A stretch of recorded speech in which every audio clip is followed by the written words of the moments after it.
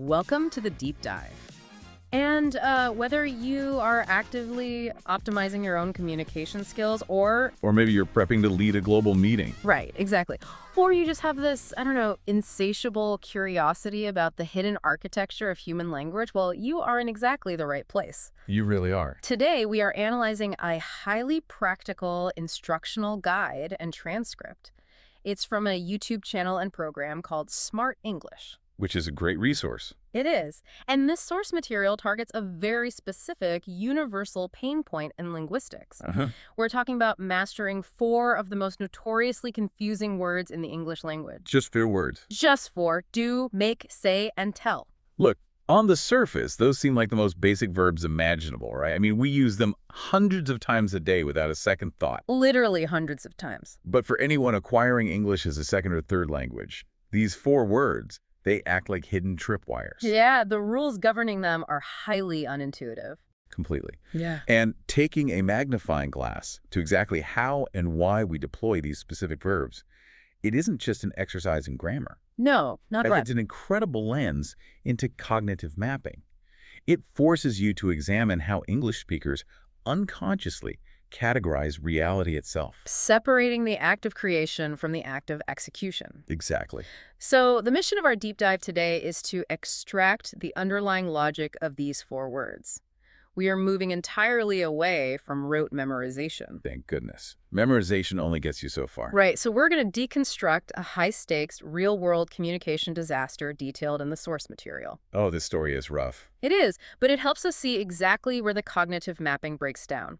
Then we will explore the 10 specific phrases the Smart English method uses as linguistic anchors to rebuild that mapping. Giving you the actual tools to speak fluently and confidently. And accurately under pressure, because that's the key. The approach outlined in the source is fascinating because it recognizes that you don't learn language by just, reading a textbook. You learn it by observing how it functions. Or how it spectacularly fails to function in a dynamic environment. Yeah, so we are going to look at the mechanics of those failures. Failures which reveal so much more than a simple vocabulary error ever could. Let's jump right into the stakes of this problem. Yeah, the Smart English transcript opens with what they categorize as a real story, and it perfectly illustrates the cognitive overload of communicating under pressure. The scenario is a formal job interview. Right, and you can easily visualize the tension here. The candidate is hyper-aware of their posture. They're trying to read the room. Managing their anxiety. All while simultaneously translating complex professional concepts into a secondary language. Their executive function is just completely maxed out. That cognitive load is the crucial context here. When the brain's processing power is diverted to managing stress and navigating a high-stakes social interaction, well, the linguistic safety nets just vanish. They disappear. And the speaker inevitably falls back on the direct translation of their native language's conceptual framework. Which is exactly where the collisions happen. And the collision in this story is spectacular. It really is. So the boss leans across the table and asks what should be the simplest, most predictable baseline question of the entire interview. What do you do at your current job? Right. What do you do? And the candidate, whose brain is redlining, attempts to explain their responsibilities. They formulate the concepts of generating documents and updating their team. But what actually comes out of their mouth is this exact phrase. I make reports and say, you my projects. Oh, man. What's fascinating here is the cascading effect of that misfire. Yeah. Because the boss doesn't just hear a minor grammatical slip. The fundamental architecture of the sentence is broken. It creates genuine confusion in the room. Exactly. The boss realizes the communication has derailed and attempts to provide a structural lifeline. They pivot to a broader, seemingly easier prompt. They say, tell me about your experience. Right. But because the candidate's conceptual mapping of those verbs is already fractured, they stumble blindly into the exact same trap. They reply, I say you about my work. I say you about my work. It is almost physically painful to hear. It is, because the intent is so earnest. Yet the execution just creates this wall of static. And the source text makes a specific point to emphasize that this candidate was intelligent, they were prepared, and they were doing their absolute best. The errors with make, say, and tell in this exchange are not the result of a lack of effort. No, they are structural traps inherent to the English language. Looking closely at an exchange like this allows us to stop treating these errors as just random mistakes. The candidate was applying a highly logical, consistent framework to their vocabulary. It just happened to be the wrong framework for English. Right, they were treating say and tell as interchangeable tools. Likely because their native language doesn't demand a rigid distinction between the two. So our objective now is to dismantle that incorrect framework and build the correct one. Let's do it. Okay, let's unpack this. We need to start by looking at the first pair of these notoriously swapped words. Do versus make. Exactly. The Smart English Guide isolates specific high-frequency phrases to demonstrate the invisible boundary between these two concepts. Let's start with do. For the verb do, the source highlights 3 scenarios. First, the baseline interview inquiry we just discussed. What do you do at work? Right. Second, a chore-based application. I do the dishes. With that extended context of dividing household labor, like, I do the dishes, you do the laundry. Yes. And third, a phrase of encouragement. Do your best, such as when you're preparing for an exam. Now, if we isolate those 3 usages, Inquiring about a job, washing dishes, and exerting effort. a distinct conceptual thread really emerges. The verb do functions primarily as an operator of execution or maintenance. Execution or maintenance. You are engaging with the state of affairs that already exists. Which means you aren't conjuring anything out of thin air. Exactly. When you do the dishes, the physical plates and the grime, they're already present in the sink. You are simply applying a process of cleaning to them. Yes, you are maintaining the kitchen. And when you are asked what you do at work, it is an inquiry about your routine processes, your daily maintenance of tasks. It is purely about the execution of an activity. It is about running the background programs of daily life. But the architecture shifts dramatically when the source material moves to the verb make. It really does. Let's look at the contrast in their selected phrases for make. The guide pivots to 3 very different scenarios here. The first is describing a specific workplace output. I make reports every day. Or more specifically, I make reports for my boss. Right. The second is the acknowledgement of an error. I make mistakes sometimes. Backed by that universal reassurance that everyone makes mistakes. Exactly. And the third involves committing to a path. Make a decision. As in needing to make a decision about a career change. So the underlying logic shifts from execution to generation. Yes. While do is about managing what exists, make is fundamentally about creation. It is the act of bringing a new entity, a concept, or a physical artifact into the world that was not there a moment prior. That distinction completely reframes how you look at the vocabulary. When you make a report, you are starting with a blank digital document and generating entirely new content. You have engineered an artifact. And even the abstract concepts fit this rule perfectly. They do. When you make a mistake, you have birthed a brand new error into the ecosystem. You created it. And when you make a decision, you are forging a new neurological and practical pathway that did not exist before you committed to it.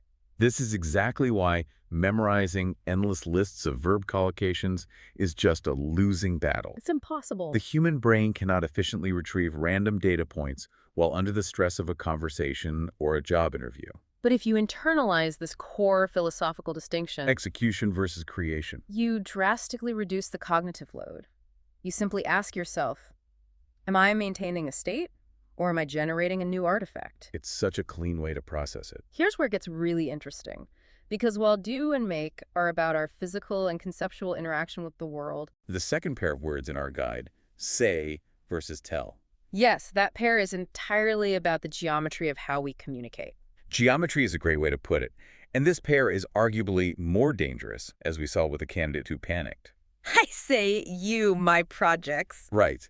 To understand why that feels so incredibly jarring to a native ear, we have to look at how the source isolates the verb say. Let's examine the anchor phrases the Smart English Guide provides for say. The guide offers 2 primary anchors here. The first is used to retrieve lost information. What did you say? The scenario provided is a simple auditory failure. What did you say? I didn't hear you. And the second anchor is an imperative instruction to apologize. Say sorry to him.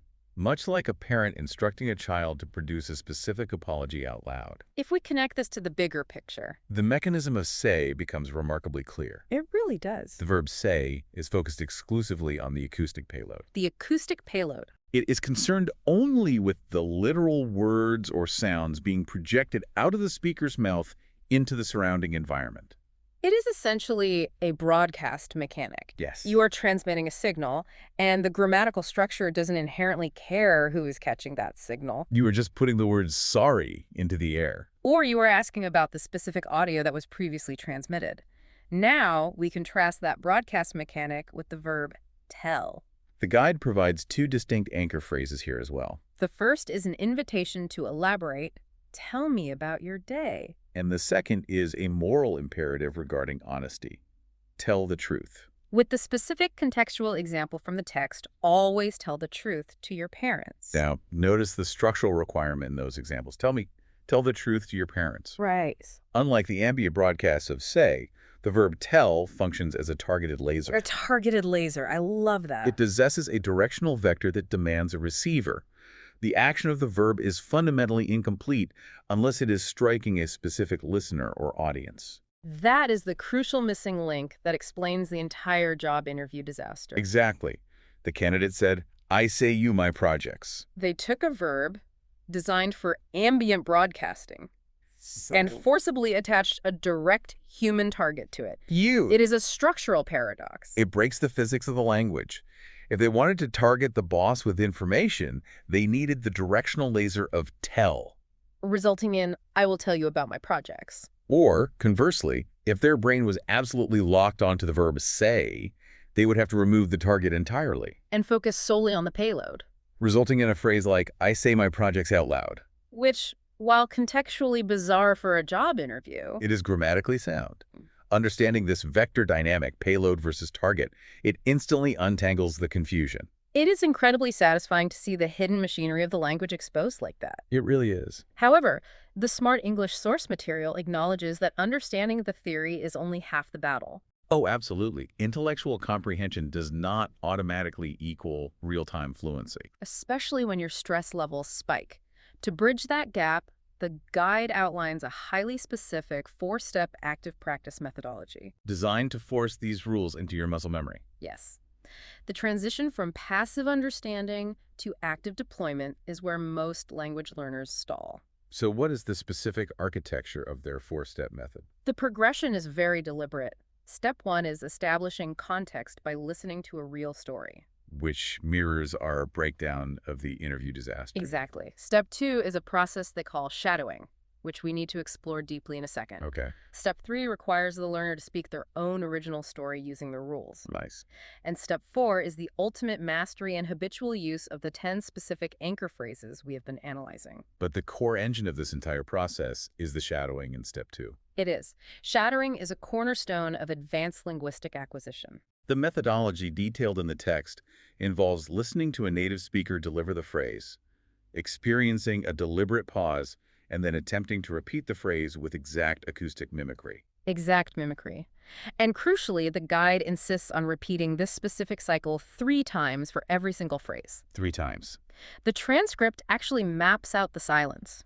It will provide the audio, "What do you do at work?" followed by a marked pause. Right. Then it delivers the phrase again, slightly slower.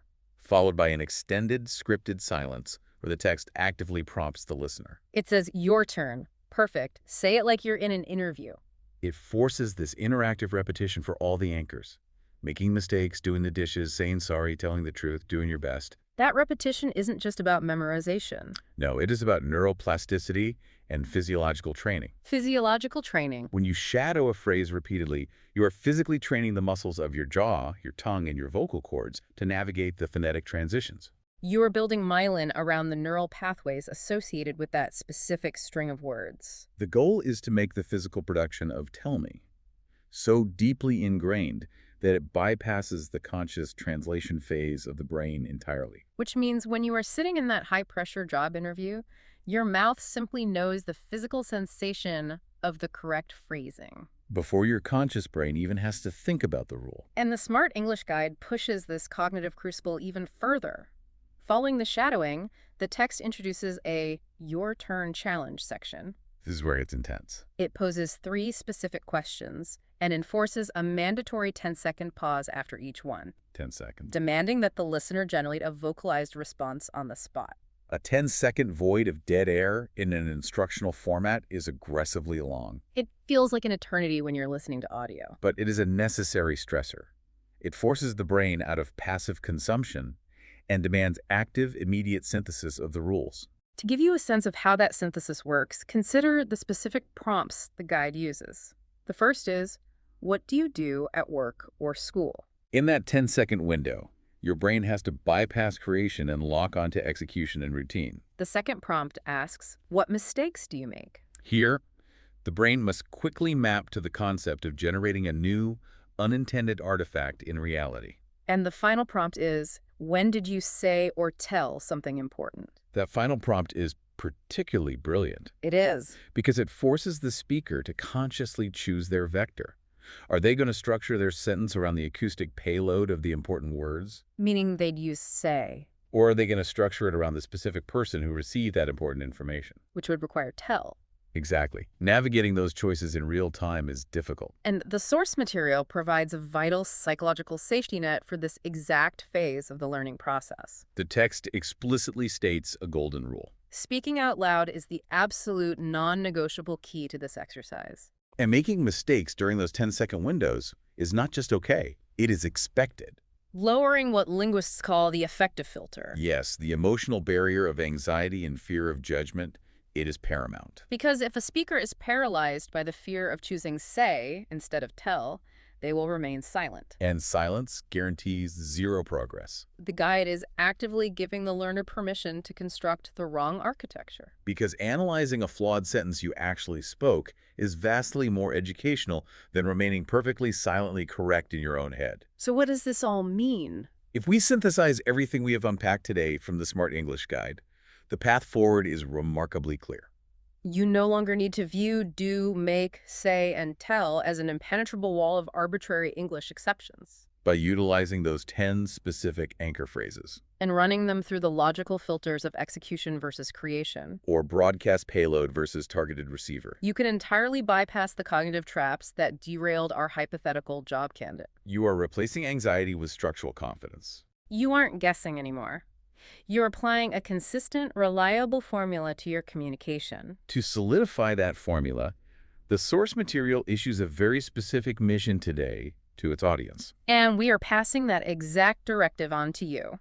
Your mission is to physically write out 3 original, personalized sentences using the concepts we've explored. The guide suggests modeling them on phrases like, I do English homework every day, Or, I make dinner for my family. or tell me about your job. The physical act of writing is the final bridge. It forces you to take the abstract linguistic theories we've discussed and anchor them firmly within the context of your own daily life. And your professional realities. Beyond that writing exercise, the source provides a roadmap for continued mastery. Recommending that learners subscribe to their weekly updates Utilize the free transcripts they provide. and commit to integrating those 10 anchor phrases into their daily speech patterns throughout the week. This raises an important question. We have spent this entire deep dive treating the misuse of these words as a problem to be solved. A cognitive error to be corrected. But stepping back, these specific linguistic friction points reveal something profound about human perspective. How so? The mistakes a non-native speaker makes with do and make aren't just technical glitches. They are shadows of their native language's worldview. Oh, wow. If you grew up speaking a language that doesn't demand a strict boundary between performing an action and creating an object, your brain literally categorizes the physical world differently than an English speaker's brain does. That is fascinating. It suggests that mastering these 4 words isn't just about polishing your professional vocabulary. It is about learning to temporarily inhabit a completely different conceptual reality. That is a staggering perspective shift. The struggle with a second language isn't just a battle with grammar. No, it is an encounter with an entirely different way of perceiving the universe. That is an incredibly powerful thought to carry with you as you practice these concepts. Thank you for joining us on this deep dive. We hope you leave today equipped with the tools to navigate these linguistic traps. A deeper appreciation for the mechanics of communication. And the confidence to keep making those necessary mistakes. We will see you next time.